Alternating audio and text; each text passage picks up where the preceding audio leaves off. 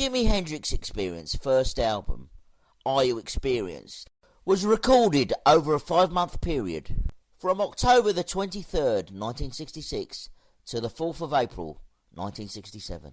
The album was completed in 16 recording sessions and at 3 London recording studios, which included the Delane Lee Studios, CBS Studios, Olympic Studios, where a young producer called Eddie Kramer was assigned to help record the overdubs for Purple Haze and then finish off recording and mixing the rest of the tracks that the Jimi Hendrix Experience recorded there at Olympic. The album consists of 11 killer tracks in all, with side 1 starting off with Foxy Lady, which was a song written by Jimi which allegedly was about a girl called Heather Taylor, who Jimi had a fascination with. She later would go on to marry the lead singer of The Who, Roger Daltrey. But according to Lethane Pridgeon, who was one of Jimi's girlfriends before he left America for the UK, said the song was about her. Anyway, the next song on side 1, track 2 of the album, is another great song called Manic Depression. And the thing that sticks out for me in this track is Mitch Mitchell's fantastic jazz drumming. Track 3 of side 1 is a 12-bar blues song called Red House. Apparently, the song was inspired by Jimi's old girlfriend from Seattle, Betty Jean Morgan, who lived apparently in a brown house. Jimi apparently changed the lyrics to Red House because it sounded a lot better. Track 4 of side 1 is a hard-driving rock song called Can You See Me. Track 5 of side 1 is a wonderful psychedelic sci-fi inspired song called Love and Confusion. The last track on side 1 is track 6 and is one of my favourite songs on the album, called I Don't Live Today. And Jimi plays this fantastic heavy riff, and with Mitch Mitchell's distinctive drum patterns makes this song a complete gem for me. Side 2, track 1 starts off with this wonderful ballad called May This Be Love, and for me shows you Jimi's ability to write thoughtful lyrics and beautiful melodies as well. Side 2, track 2 is another, what turned out to be a classic from Jimi Hendrix, called Fire. A song which apparently was inspired by an incident when the Jimi Hendrix Experience was staying at Noel Redding's mother's house on a cold New Year's Eve in 1966. He had asked her very kindly if he could warm himself up next to her fireplace. She agreed, and her German shepherd jumped in the way, and that's when Jimi shouted at the dog and said, "Move over, Rover, and let Jimi take over." The third track of side 2 has got to be my favourite track of the album, called Third Stone from the Sun. A sci-fi and jazz inspired semi-instrumental. The reason I say that this is a semi-instrumental is that Jimi doesn't sing the lyrics on this track, he speaks them. Like an alien from another planet. With words like, strange beautiful grass of green, with your majestic silver seas, your mysterious mountains I wish to see closer, may I land my kinky machine. Although your world wonders me, with your majestic and superior cackling hand, your people I do not understand. So to you I shall put an end, and you'll never hear surf music again. Weird, fantastic lyrics like that, backed with an acid jazz type instrumental, which at the beginning, Jimi's guitar playing sounds a lot like Wes Montgomery's style of jazz guitar playing, and then goes off into a completely different sound, which is a futuristic sci-fi psychedelic sound, which sounds absolutely brilliant, which only Jimi could have done. The only other spoken dialogue on the instrumental has been slowed down so much you can't really make sense out of it, until I was shown this wonderful little trick by a school friend of mine called Daniel O'Neill. His parents had this old Dansette record player, where if you speed up the section where there's a slowed down spoken dialogue to 78 RPM, you can actually hear Jimi and Chas Chandler pretending to be aliens observing Earth, talking to each other from spaceships. Anyway, for anybody who hasn't heard this little bonus, and to save you from scratching your valuable I Experience LP, here's a little sample. Starfleet to scout ship, please give your position. Over. I am in orbit around the third planet of star known as Sun. Over. May this be Earth. Over. Positive, it is known to have some form of intelligent species. Over. I think we should take a look. Track 4 of Side B is a beautiful upbeat song called Remember. But for me, my favourite song on the album is track 5 of Side B, called I Experience. And I think Jimmy had written a masterpiece, where Jimmy's playing guitar. Not only that, he records it playing it backwards, and then Jimmy's playing piano, playing a simple A-flat octave on the piano throughout the song, sounding absolutely brilliant. The cover for the album was taken by photographer Bruce Fleming at his studios on the 27th of February 1967, London, Westminster. Bruce was also responsible for taking the black and white photographs of Jimmy performing live, plucking the guitar with his teeth. Also, the portrait photographs of Jimmy, Mitch and Noel. That ended up going behind the album. Chris Stamp got a young graphic designer called Alan Aldridge to design the psychedelic-inspired white lettering on the front cover of the album.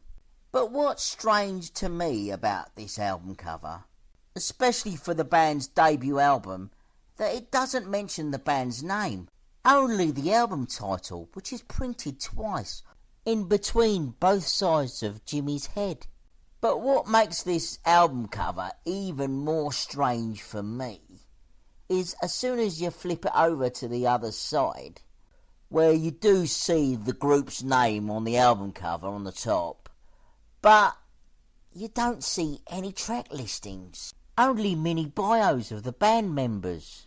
The mini bios and the overall design of the whole back cover of the album was written and designed by Chris Stamp. But if you look closely at Jimmy's mini bio, it says that he was born on the 27th of November 1947, making him only 19 by the time the album was released in the UK on the 12th of May 1967, which made him 5 years younger than he actually was at the time. I was fortunate to meet Chris Stamp where my brother and I attended this photography exhibition in honour of Jimmy in London in 1992, where I got the chance to ask him, and he very kindly replied and enthusiastically said to me the only reason he changed the year of Jimmy's birth and make him younger was to make Jimmy appeal more to the teenagers. The Jimi Hendrix Experience debut album, I Experienced, peaked at number 2 in the UK album charts and was only held off the number 1 spot by Sgt. Pepper's Lonely Hearts Club Band by the Beatles. When I Experienced was released that May of 1967, most of Jimmy's fellow musicians and friends at the time loved the album and gave it positive reviews. But saying that, here's Eric Clapton's rather surly reaction to the album. I was very angry because he'd come here from England, we'd gone to America, and we made Disraeli gears in America, came back with to deliver it, and no one wanted to know because they had Are You Experienced? And that's all anyone could talk about. You go to a club and say, Jimmy's album. Have you heard Jimmy's album? No, I was furious. Looking at one of the Bruce Fleming photos from the original photo sessions for the front cover of the UK album, it does have a sort of goth-style Hammer horror sort of look to it. Especially the way Jimmy has his black cloak open like a vampire, which reminds me a little bit of Christopher Lee as Count Dracula. And with Mitch and Noel kneeling on either side of Jimmy, reminds me a little bit of his vampire brides, which I think, personally speaking, look great. But unfortunately, Jimmy hated the photo that was on the UK album cover. He felt it didn't represent the psychedelic and futuristic sounds that was actually on the vinyl. Even Chris Stamp said to me that album was one of the most boring looking covers that he has ever worked on. Jimmy had said that he wanted to go with a completely different photographer and designer for the cover of the US and Canadian release of Are You Experienced. So Chaz Chandler and Chris Stamp went and got British photographer Carl Ferris. After Jimmy had managed to get his hands on an advanced copy of the Hollies Evolution LP, released June 1967. Photographer Carl Ferris took the Jimi Hendrix Experience to Kew Gardens in southwest London, or to be more precise, the Royal Botanic Gardens, for a 2-day photo shoot with the band amongst the beautiful flowers and plants there on the 10th and the 11th of June 1967. Carl Ferris shot the photos of the group using a camera with a fisheye lens, which gave it sort of a goldfish bowl look to the photographs, which, to be fair to Carl, was very popular during the mid to late 60s, and with colour reversal added to the photograph gave it a new sci-fi 1960s look, which was quite unique at the time, believe it or not. With help from art director and designer and photographer Ed Thrasher, came up with what I can only say a stunning looking photograph and design for the front cover of the album. I love the colours, particularly the purple on the lettering. According to Ed Thrasher, here he is photographed with his then wife, the actress Linda Gray, said that both he and Carl Ferris wanted a gatorfold design for the album and a textured design or an embossed design for the front cover of the lettering of the album. But sadly, Warner Brothers said no, saying it would cost too much money. It would be nice if sometime in the future, if Warner Brothers or the Hendrix estate, Experience Hendrix, would release, even for a limited period, on vinyl, the original textured design that Carl Ferris originally intended for the cover. I'll tell you what, if they ever reissue it, I'll definitely buy that, because that would be a brilliant piece of artwork to look at. On the back of the album cover, you see another black and white photograph taken by Carl Ferris of the band, and you see a brief mini bio, but not as long and, to be honest with you, laborious as the one you get in the UK cover. But what I like about this album, as opposed to the UK release, is you get track listings where they should be on the back of the cover.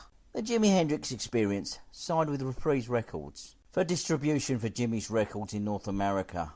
In fact, Reprise Records was a record company created by none other than old Blue Eyes Frank Sinatra in 1960, until he had to sell the company to Warner Brothers as part of a movie deal in 1963. The album was released in the US in mono and stereo, unlike the UK release, which was only released in mono, which I find really strange, because by 1967 record companies had been issuing albums in the UK in both formats regularly. I think, personally, the problem may have been financial, because both Polydor and Track Records had problems with the group's first two singles in the UK, like releasing Hey Joe without the group's name on it, only Jimmy's name on it, and then withdrawing it, and then reissuing it again with the group's name, and then Track Records releasing Purple Haze with a white label, and then withdrawing it, and then re-releasing it with a black label. It must have cost them a lot of money, and I think that was the real reason why the UK version of the album never had a stereo release at the time. The US release of I Experience had 3 tracks removed from the album: Red House, Can You See Me, and Remember, and replaced by the singles on track 1, side 1, Purple Haze, and track 3 of side 1, Hey Joe, and on side 2, track 1, The Wind Cries Mary. The only complaint I've got about this cover, well, not just this cover, all the artists that I liked that had albums issued in the US at the time during the 50s and 60s was the manufacturing of the covers. Compared to the UK album covers, the US covers were awful. Let me explain. The US covers were made from thicker cardboard and suffered from ring wear, which didn't age well at all, quite frankly. During my record collecting days, I used to find quite a lot of the US albums. The actual vinyl was in very good condition, but the actual covers were awful, and it used to take me years to put a near mint vinyl with a decent cover. The UK covers were made from thinner card and laminated, which gave a look to the front cover of the albums, this beautiful shiny look to the cover, which generally aged better than the US covers. And yes, you'll get a few US record collectors that are going to say, yeah, but our records were released sealed in shrink wrap. Yeah, I have a few of those. And if we take a look, for example, this original US LP of the Rolling Stones' Aftermath, released on the 2nd of July 1966, if you look on the top edge of the LP, you can see the album is beginning to bend. And that's from being wrapped and sealed in shrink wrap for over 50 years. And I know the actual record inside has probably been warped. Anyway, the US album of Are You Experienced reached number 5 in the US album charts. But I have to say, my favourite version for this cover of the album and design has to go to the French release, and was released on the Barclay label. The tracks on this album are the same ones released on the UK album. The colour photograph taken of Jimmy performing on the front cover was taken by French photographer Jean-Pierre Lillo, while the Jimi Hendrix Experience were performing at the Théâtre des Arts, Les Moulineaux, Paris, France, on the 11th of May 1967. But what makes this cover even more special for me, and even has a better design than the other two covers for this album, is this beautiful psychedelic graphics designed by designer Claude Caudron. Trust me, you can't appreciate the beautiful colours of this cover by seeing photographs. You really have to own a copy, and to have it in your hands to see the actual colours really pop. Sadly, I had to sell my copy a few years ago, and I've regretted it ever since, because trying to find one now in mint condition is nearly impossible.